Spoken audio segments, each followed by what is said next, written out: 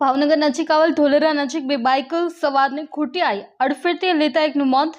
ભાવનગરમાં રખડતા ઢોરનું ત્રાસ હજુ યથાવત જોવા મળી રહ્યું છે, ત્યારે ભાવનગર સિટી હોય કે હાઈવે રોડ, ઢોરનો ત્રાસ ખૂબ જ વધી રહ્યો છે।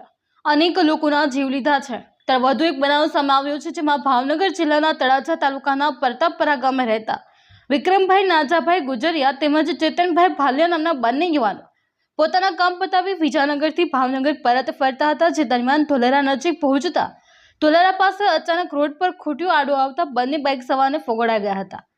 જ્યારે ઇજાગ્રસ્ત બંને યુવાનોને સારવારથી ભાવનગર સાટી હોસ્પિટલ ખાતે ખસેડવામાં આવેલ।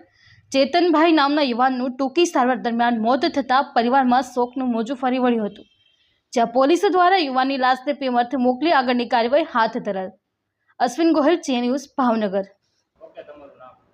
મારું નામ વિક્રમભાઈ નાજાભાઈ ગુજરિયા, ગામ પ્રતાપરા, તાલુકો તળાજા, જિલ્લો ભાવનગર। અમે વિજાપુરથી આવતા હતા બાઇક લઈને, રસ્તામાં ખૂટ્યો આડો પડ્યો, તેના કારણે એક્સિડન્ટ થયું છે। 2 જણાને વાગ્યું છે, અને મને વિક્રમભાઈ અને ચેતનભાઈની।